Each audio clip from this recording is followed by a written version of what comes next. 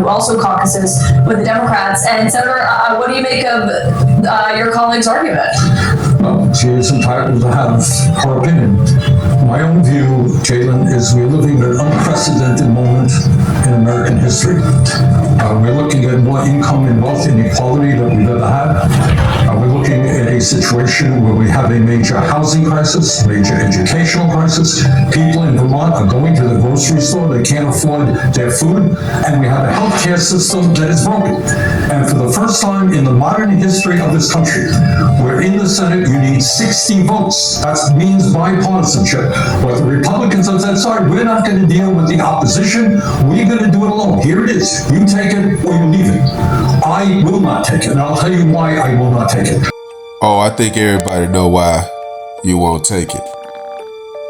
You guys hate Donald Trump so much that you would rather the American people suffer than to make a deal with Donald Trump.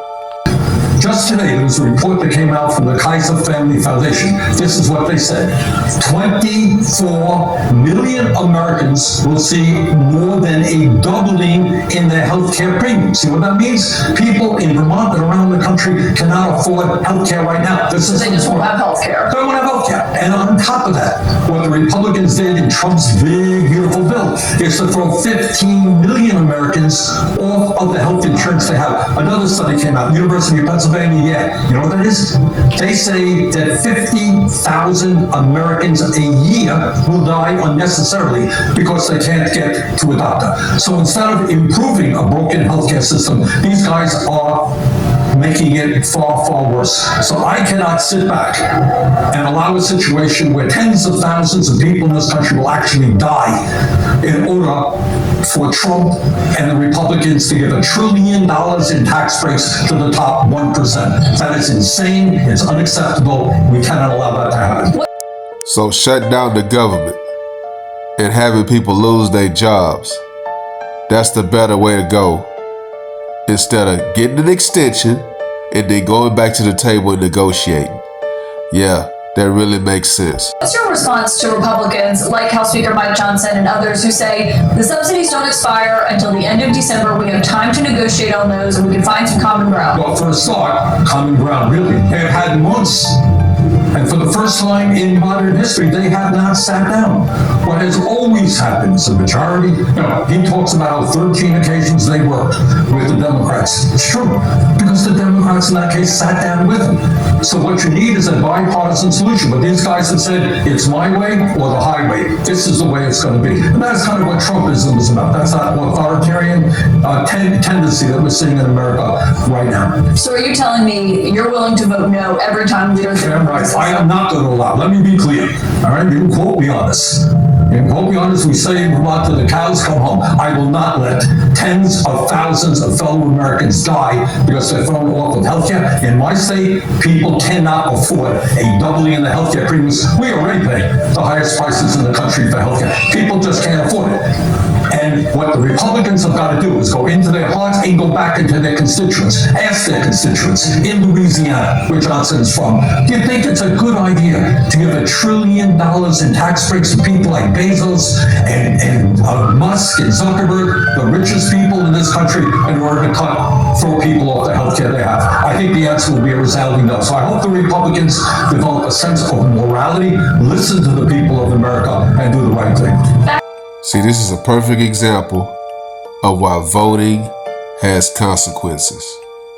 Donald Trump won the election. They're sore losers.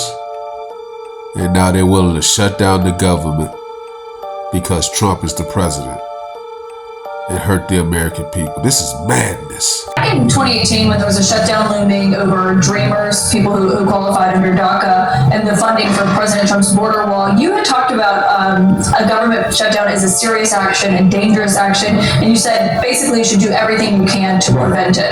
That's right. So is your argument tonight that fighting for extending these subsidies is worth shutting the government down? What I'm saying, what I said then is what I believe. No sane person wants to see a government shutdown. People are going to be hurt, and that bothers me very, very much. But if we allow Republicans to simply not negotiate and to throw 15 million people off of health care and to double premiums for 20 million people, that will cause even more harm.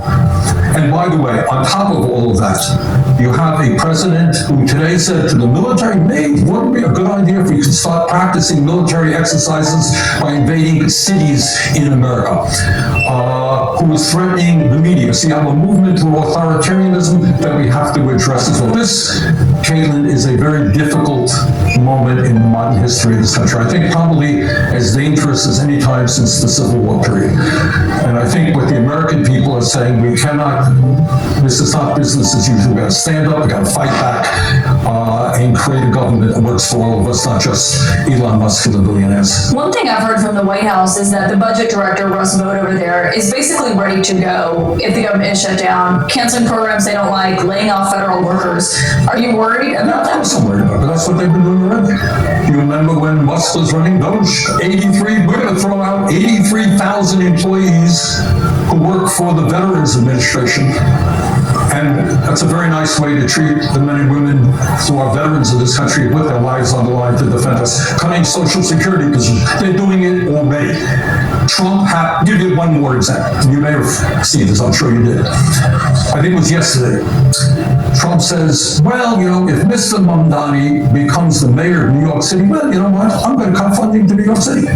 Well, that's great. You cut funding to any city, any state that you don't like. Well, not only is that illegal, not only is that unconstitutional, it's outrageous. Every state in this country contributes money into the federal budget. You can't pick and choose who you want to fund. So you have a president who happens not to believe in the rule of law. And our job is to rally the American people who I think are very strongly on our side and tell Trump and Republicans, you know what, this government belongs to all of us, not just your billionaire oligarch friends. And you're not worried you're handing him more power by He hasn't. I just told you. He's now telling us, with or without a shutdown, he may not fund New York City, may not fund Vermont. He doesn't like me, not fund Vermont. You caucus with the Democrats. John Fetterman, a Democratic senator from Pennsylvania, said if Democrats want to get what they want, they need to win elections to change policy.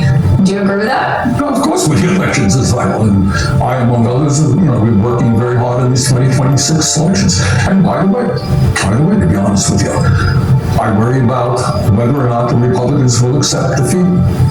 If Democrats win a majority in the House, we will see whether they will accept defeat. And the things What do you mean by that?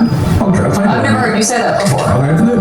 But this is what I worry about when we move toward authoritarianism. All right, you got to read. The Republicans have a 3/4 vote majority in the House. So you have a couple of Democrats win a few seats. And then you have a couple of seats which are pretty close. Do you think the Republicans necessarily go along with the recount and say, oh, well, she won the election, that's it? Or maybe they'll say, no, I'm going to take it to court. We think they're illegal, undocumented people.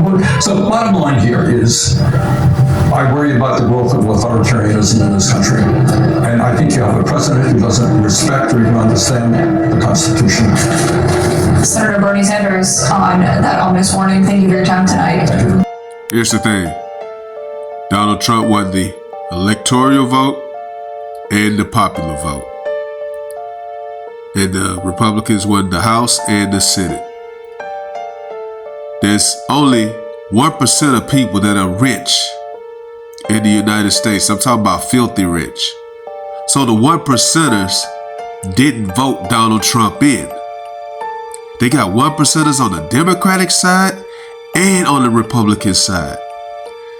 We got to stop with the bickering and work together. Shutting down the government is only going to hurt the American people. Let me know what you guys think. Like, comment, subscribe. Follow God, not culture.